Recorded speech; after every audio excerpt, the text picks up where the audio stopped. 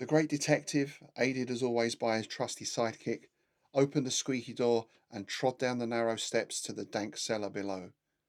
But they were too late. As they reached the cellar, the cultist, arms raised, shouted the final words of the ritual, and a vast interdimensional portal opened up in the far wall. A questing tentacle squirmed through, followed by a squamous bulk that was too hideous for description, its eldritch bloated shape something beyond nightmare and mortal understanding. "Oh shit, Watson," said Sherlock. "I don't think we're in Baker Street anymore." Yesterday on Dragon's Teeth, we're looking at Sherlock Holmes meets the Cthulhu mythos.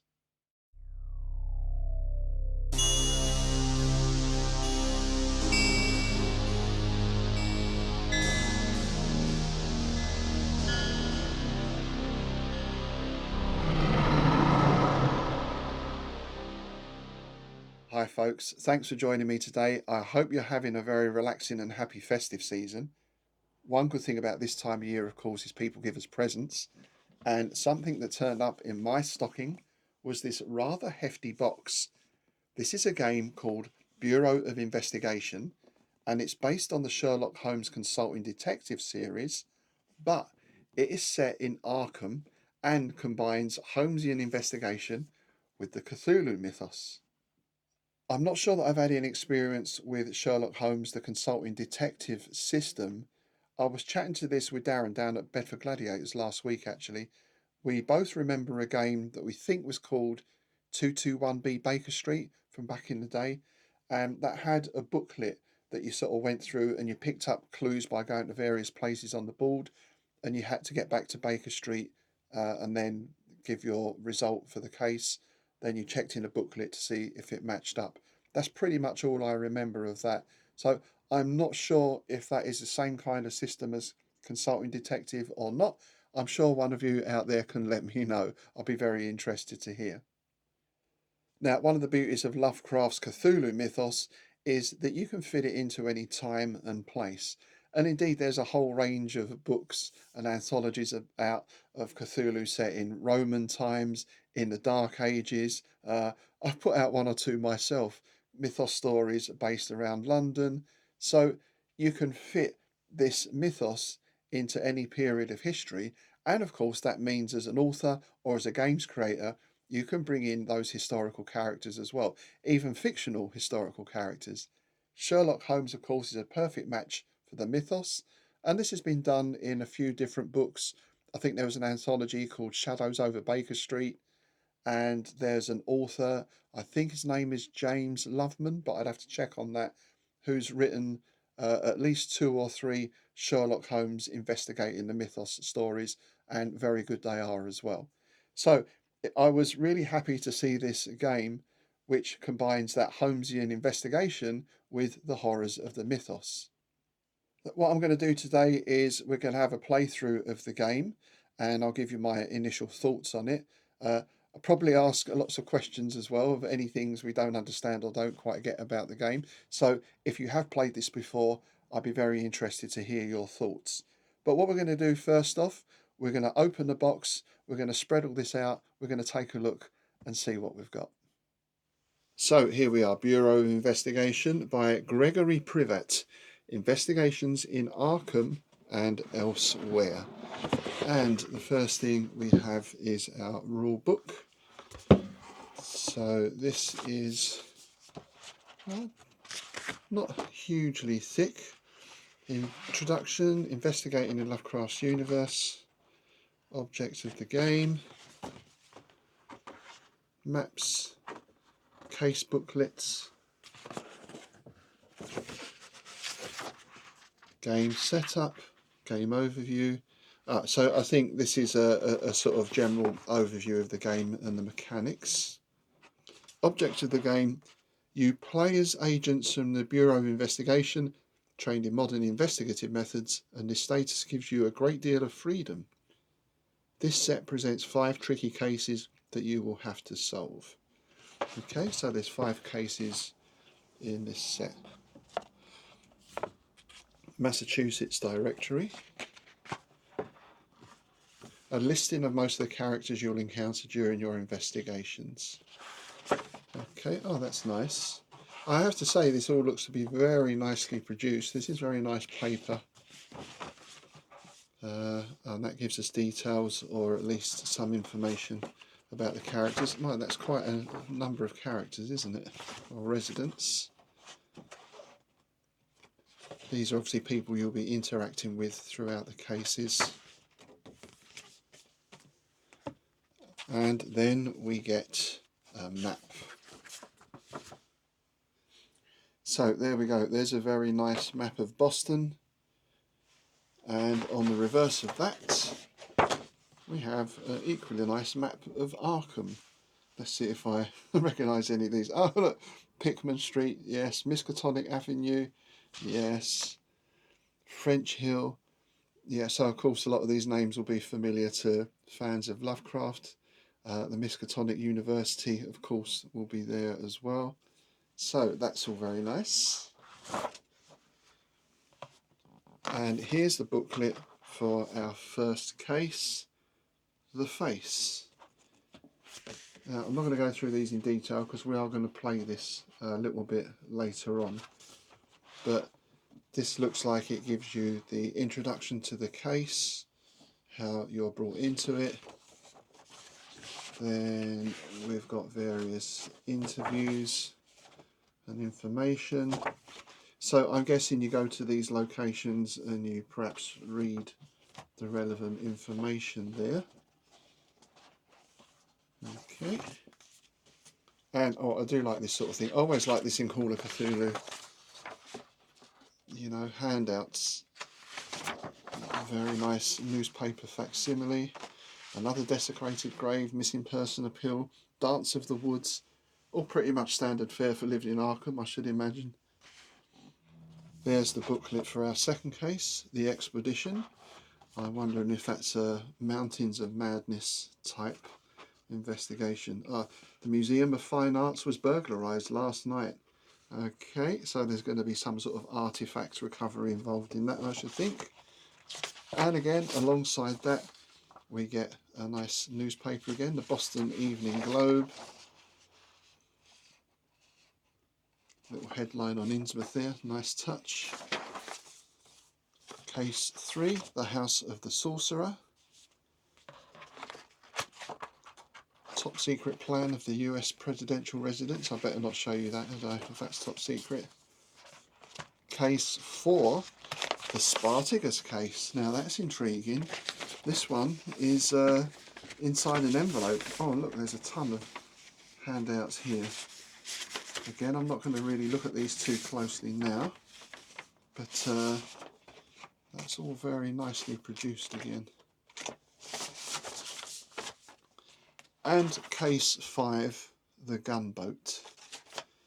And we've got a map there of some unspecified place. It says jungle. That's not completely specific, is it? But there we go. I suppose gunboats do tend to be in jungles, or they did at that time. Booklet A. Do not read or thumb through this booklet until prompted to do so. Okay.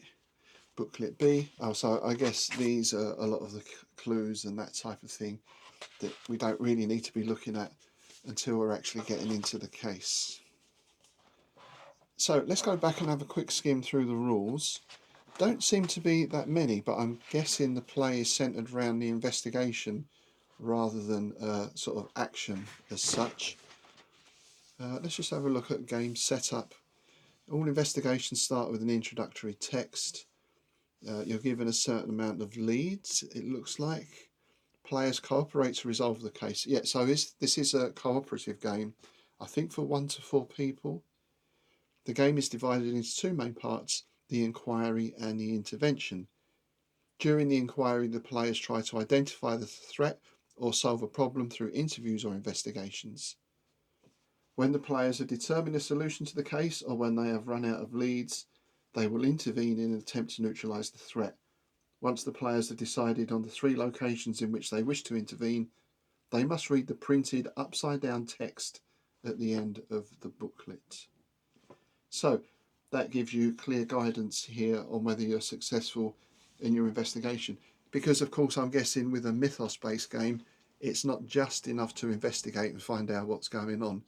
You're going to want to intervene in some way to hopefully stall the inevitable doom and death, or maybe even get rid of it altogether.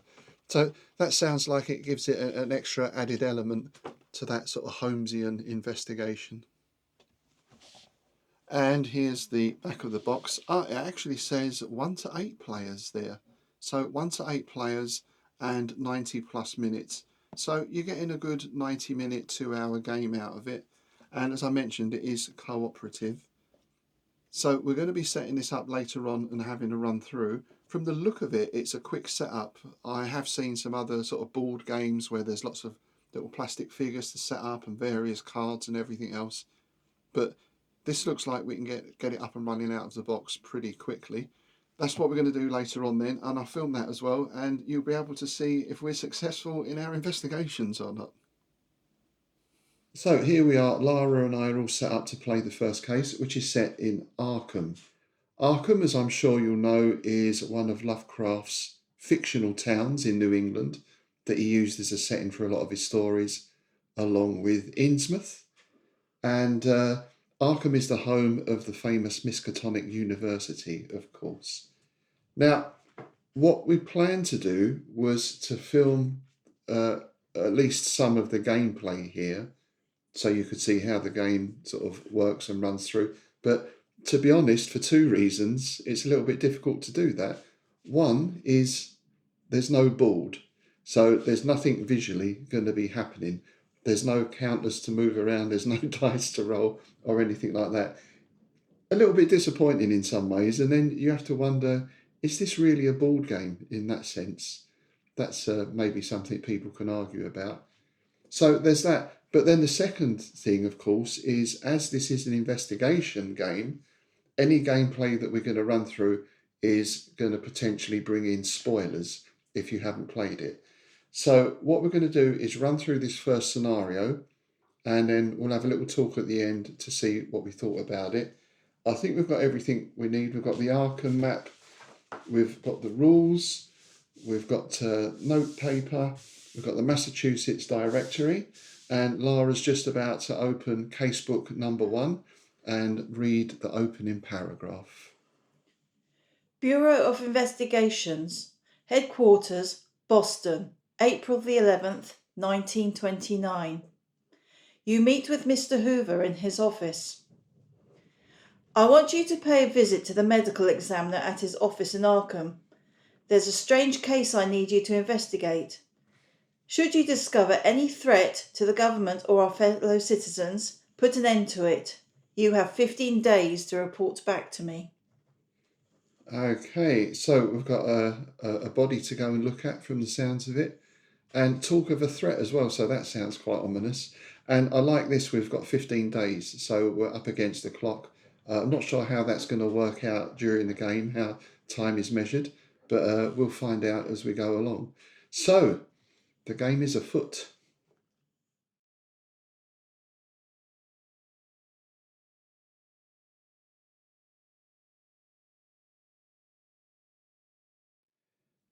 So there we go, that's our first case to finish. I think the first thing to say is all the components are really well made. The booklets and the newspapers and everything, very well produced. We did find with the map, it's a little bit on the small side. So as you can see here, we've got some little stickers out just to name things, just to make it a bit easier to follow. As you can see, we also got help from the great cat detective Pixie. She was very helpful. Now, we didn't really solve the case. I won't say what happened at the end because I don't want to give any spoilers. I think both of us, obviously, I am very well versed in Lovecraft, and Lara is pretty well versed as well. And the very first thing we said on reading the opening report was, that sounds like. So it wasn't a big shock to sort of find out what was going on the end. It was fairly obvious to anyone who's read Lovecraft. I think one thing that we both felt was there seemed to be a lot of dead ends. We've got 15 leads, so quite a limited number. We'd go and interview someone and they'd say, yeah, I don't really know much. And that was kind of it. So, although we started off with maybe 4 or 5 locations or people to visit, we found that most of those didn't really lead anywhere. Now, some of the writing when you get to those places and you read them out was good. It was very atmospheric. There's one location in particular where maybe you see something, maybe you don't, but it didn't really lead on to anything else. And when we'd used up all our leads and all our investigations and we came to look at the solution, we both sort of said, I don't see how we could have worked that out. Maybe that's us. Perhaps we missed something glaringly obvious. It's our first time playing it. I don't know. So maybe we just missed something obvious. But the solution was not one we would have come up with. So, yeah, where we thought one part of what was going on was quite obvious to anyone who's read Lovecraft, the other aspect of the solution was, well, again, we must have missed something somewhere because there's no way we would have worked that out. I also feel, coming from a role playing background, it's it's quite a different experience from playing Call of Cthulhu or something, where of course you have so many more choices. You can do this and you can do that. This felt a little bit more like playing some types of video game, where you're quite restricted in what you can do and where you can go. And obviously, when you interact with NPCs, there's a limited number of responses. So it had something of that feel. Having said that, as I said, all the writing in it was good, so it did create a nice atmosphere. And also, this is just the first case out of 5, I think, in the box. So I imagine it's going to be more of an introductory type case. And I have seen in some other reviews that as the cases progress, some of the mechanics in the game change as well. So perhaps that will make it a little more involved, a little more interesting. So yeah, it's piqued our interest enough to try the next case, the next scenario, and see if that does develop the game. As in terms of replayability, I don't really see that there is any, because once you know the solution, like a whodunit, right? If you know who the murderer is, you can't really go back and replay it. It's not the same. So that might become an issue if there's only 5 cases in the game. I don't know if there are new cases being produced. If not, that does sort of limit its playability to some extent. You've got those 5 cases. I think each one is probably about the same length, though having said that, some of the later cases do appear to have more handouts and everything else, so perhaps they take a little bit longer. So that might be something to consider as well. Anyway, thanks for joining us today. I hope you enjoyed that look through of Bureau of Investigation. Please do let us know your thoughts if you've played the game. Let us know on that first case where we went wrong, if we did go wrong. You can always PM me, send me a private message. Thanks for watching. As always, please do like, share, and subscribe. And, well, maybe we'll see you in Arkham.